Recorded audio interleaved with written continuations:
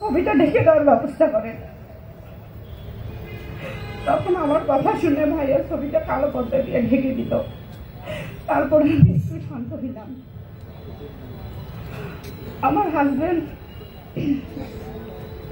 19শে July city corporation বাজারে নিচে গুলিবিদ্ধ হয়। আমার হাজবেন্ডের বয়স 33। সে একজন যুবক, একদম ইয়াং, ঠিক আছে। একটা তাজা যুবকের প্রাণ তারা কেড়ে নিল একটা গুলি, শুধু জাস্ট একটা গুলি। আজকে একটা গুলির কারণে আমার দুটো সন্তান ছোট ছোট এতিম হয়ে গেল। আমার সন্তান দুটো বাবাকে আর পায় না, বাবা বলে ডাকে কিন্তু বাবাকে পায় না। আমার একটা ছেলে ক্লাস 7-এ পড়ে, আর একটা কেজিতে পড়ে। ছোট ছেলেটা প্রায় বলে বাবা কোথায়, বাবা কি আসবে না, চকলেট বিস্কিট দিয়ে আসবে না আমার জন্য। আমার হাজবেন্ড অনেক ভালো মানুষ ছিল। আমার হাজবেন্ড ছাড়া তো আমার পরিবারের কেউ নেই। একমাত্র উপার্জনকারী ব্যক্তি আমার হাজবেন্ডই ছিল। তো এখন কথা হচ্ছে, যেদিন আমার হাজবেন্ড মারা গেছে তার 3 দিন পরে হচ্ছে আমার বাসায় প্রায় 40 থেকে 45 জন পুলিশ রাত 3টার দিকে পুরো পরিবারকে ঘেরাও করে।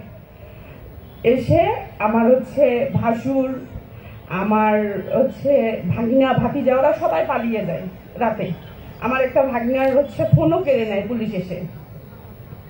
তো এই যে আমাদের হচ্ছে ফ্যাসিস্ট সরকার আমাদের এত নির্যাতন করতেছে, আমরা চাই যে এর বিরুদ্ধে কিছু পদক্ষেপ যেন আমরা দ্রুত নিতে পারি। আর হচ্ছে আমার হচ্ছে বাচ্চাদেরকে তো মানুষ করতে হবে, আমার তো পরিবারে আর কেউ নেই। তো আমার কথা যে সরকার থেকে যেন আমাকে একটা কর্মসংস্থার ব্যবস্থা করে দেওয়া হয়, অ্যাটলিস্ট আমার সন্তান দুটোর দিকে দেখে, আমাকে না। কারণ তাদের পড়ালেখা মান্থলি 12-13 হাজার টাকা লাগে। আমার বড় ছেলে লাইন্সে পড়ে, ছোটটা প্রাইভেট মাদ্রাসা পড়ে, আমি এগুলো কিভাবে চালাবো? তো আমার কথা, আমার হাজবেন্ড তো দেশের জন্য জীবন দিয়েছে। তো এই দিক থেকে আমার কথা যে আপনারা আমাদের কাছে, আমার কাছে না, পুরো সকল শহীদ পরিবারের কাছে আপনারা এগিয়ে আসেন। কারণ আপনারা যদি আমাদেরকে না দেখেন, সাফার না করেন, আমাদের বাঁচার কোনো অপশন থাকবে না। প্লিজ আপনারা আমাদেরকে দেখেন। 5টা মাস হয়ে গেল আমরা খেয়ে আসছি, না খেয়ে আসছি, কিভাবে চলতেছি। 5 মাস কিন্তু 1 দিন 2 দিন না। আমার হাজবেন্ড মারা গেছে অলরেডি 5 মাস হয়ে গেছে। সরকার এখনো কেন এই অবস্থান, এখনো আমাদের কোনো পদক্ষেপ কেন নিল না? ঠিক আছে, একটাই কথা, আমার সরকার কেন আমাদেরকে দেখতেছে না? আমরা কি করতেছি? তাহলে আমাদের হাজবেন্ডের রক্তের বিনিময়ে কি আমরা কি এই স্বাধীন দেশে বসবাস করতেছি? আমার কাছে আমার একটাই রিকোয়েস্ট সবার কাছে, যে আমাদের পরিবার কিভাবে চলবে, আমার সন্তান দুটো কিভাবে মানুষ হবে।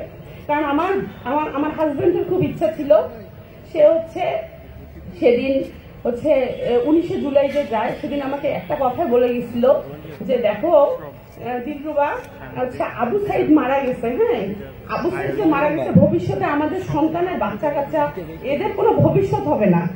আজকে তোমার সন্তান চাকরি বাকরি পাবে না, আজকে আবু সাইদের মতো আবু সাইদ জীবন দিল, সেই ইয়েতে সে সেদিন ওখানে যায়, কোনো কিছুই কিন্তু না।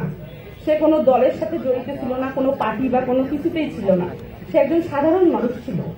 তো আমার কথা যে সেই দিক থেকে, আবু সাইদ ভাইয়ের দিক থেকে আমার হাজবেন্ড সবাইকে সম পরিমাণে, সব পরিবারকে, সব ফ্যামিলিকে দেখা উচিত সম পরিমাণে। সরকারে সবাই জীবন দিচ্ছে, সবাই রক্ত দিচ্ছে, ঠিক আছে। এটাই আমার বলা, আর কিছু বলার নেই। আসসালামু আলাইকুম।